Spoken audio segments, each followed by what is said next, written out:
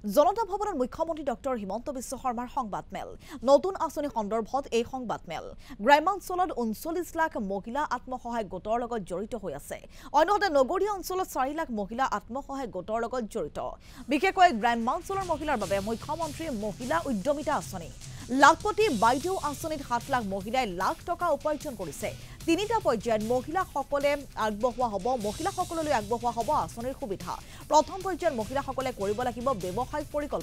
পৰিকল্পনা জমা দিলে প্ৰথম বছৰত লাভ কৰিব ১০,০০০ টকা ৯০০ কোটি টকা প্ৰদান কৰা হ'ব ৩৯ লাখ মহিলাক তিনিটাৰ অধিক সন্তান থকা সাধাৰণ আৰু পিছপৰা শ্ৰেণীৰ মহিলাই নাপাব সুবিধা মৰাণ মটক চাহ জনগোষ্ঠী অনুসূচিত জাতি জনজাতিৰ বাবে থাকিব ৰেহাই দ্বিতীয় বছৰত বেংকৰ পৰা পাব ১২,৫০০ টকাৰ ঋণ চৰকাৰৰ পৰাও লাভ কৰিব ১২,৫০০ টকা উজনি অসমত ১৮ জানুৱাৰীৰ পৰা দিয়া হ'ব পত্ৰ গাঁও পঞ্চায়তৰ পৰা সংগ্ৰহ কৰিব পাৰিব পত্ৰ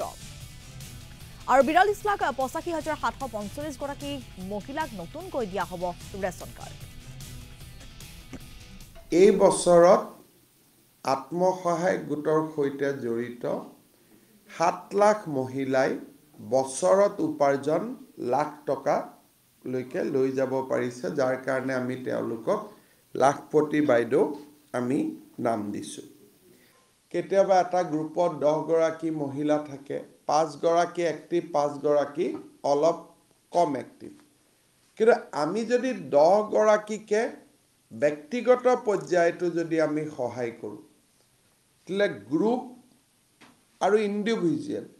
দুইটাই একেলগে কাম কৰিলে if the group activity and the individual activity both go hands in hand তেতিয়া the process of becoming lakhpati will be expedited এই কামটো আৰু অধিক ক্ষীপ্ৰ হ'ব এই বিজনেছ প্লেনটো তেওঁলোকে আমাক জমা দিলে আৰু নিৰ্দিষ্ট প্ৰপত্ৰখন ফিল আপ কৰিলে তেওঁলোকক আমি চৰকাৰে প্ৰথম বছৰত ১০,০০০ টকাকৈ আমি তেওঁলোকৰ বেংক একাউণ্টলৈকে ট্ৰান্সফাৰ কৰিম ইয়াত এই আঁচনিখনত প্ৰথমবাৰৰ বাবে আমি আৰু এটা বস্তু কৰিব খুজিছোঁ যে এই মহিলাগৰাকীয়ে আচলতে ব্যৱসায় কৰিব সময় দিব পাৰিবনে নাই তাকো আমি এছেছ কৰিব খুজিছোঁ যাতে টকাটো আমাৰ অপব্যয় নহয় সাধাৰণতে সৰু পৰিয়াল সুখী পৰিয়াল আমি দুটা কওঁ এই ক্ষেত্ৰত আমি তিনিটা কৈছোঁ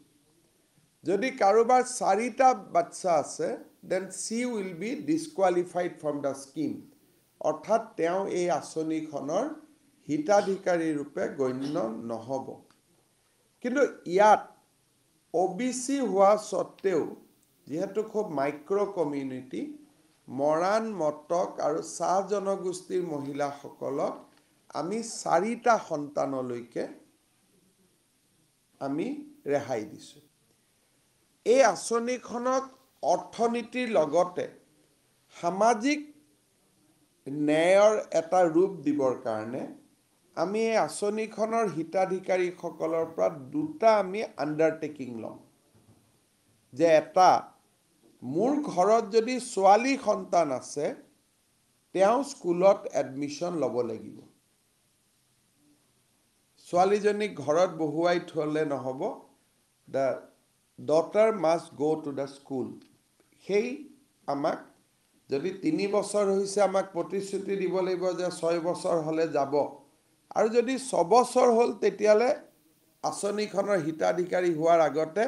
বাচ্চাক এডমিশ্যন দিব লাগিব ওচৰৰ স্কুলত বা স্কুলতে হ'ব অংগনবাদী হওক স্কুলতে হওক তেওঁ ফৰ্মেল এডুকেশ্যনৰ লগত জড়িত হ'ব লাগিব আৰু কাৰোবাৰ যদি বাচ্চা এতিয়া 2টা আৰু 3টাই আছে দ্বিতীয় বছৰত আমি তেওঁলোকক বেংকৰ পৰা ১২,৫০০ টকা লোন লোৱাই দিম আৰু চৰকাৰে তেওঁলোকক ১২,৫০০ টকা আকৌ দিব তাহলে টোটাল 25,000 দ্বিতীয় আপোনালোকে এটা কথা জানে যে আমি বহুত দিনৰ পৰা এটা প্ল্যান কৰি আছিলোঁ যে ৰেচন কাৰ্ডত আমি সেচুৰেশ্যন পাব লাগে গাঁৱে গাঁৱে গ'লে আপোনালোকে কেতিয়াবা মহিলাক সুধিব মোৰ কাৰ্ড নাই মই ৰেচন কাৰ্ড পোৱা নাই অসম চৰকাৰে এটা আমি সিদ্ধান্ত লৈছিলোঁ যে 4 লাখ টকালৈকে যাৰেই উপাৰ্জন আছে, ইভেন গভৰ্ণমেণ্ট কাম কৰি ৰিটায়াৰমেণ্টটো যদি হৈছে, তেওঁলোকক আমি একোখন ৰেচন কাৰ্ড দিম। আগত ৰেচন কাৰ্ডখন মানে ৰেচন কাৰ্ড আছিল। এতিয়া ৰেচন কাৰ্ডত দুটা বেনিফিট পাই, পিছত আমি 3 নম্বৰ বেনিফিটো কৰিম।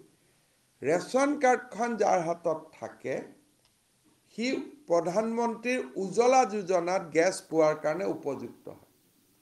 আৰু আপোনালোকে জানে যে উজ্জ্বলা যোজনাৰ চিলিণ্ডাৰৰ দাম 200 টকা কম। তাৰমানে প্ৰত্যেক মাহত ৰেচন কাৰ্ড পালে 200 টকা পোৱা বুজায়। দ্বিতীয়তে ৰেচন কাৰ্ডখন থাকিলে 5 কেজিৰ চাউল পায় পাৰ হেড। 6টা ফেমিলি মেম্বাৰ হ'লে 30 কেজি পায়।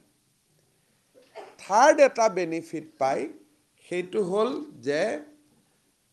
মুখ্যমন্ত্ৰী আৰু প্ৰধানমন্ত্ৰীৰ আয়ুষ্মান ভাৰত যোজনাৰ কাৰ্ডখন পায়। আৰু কাৰ্ডখন নোপোৱালৈকে ৰেচন কাৰ্ডখন দেখালেই হৈ গ'ল হস্পিটেলত গৈ।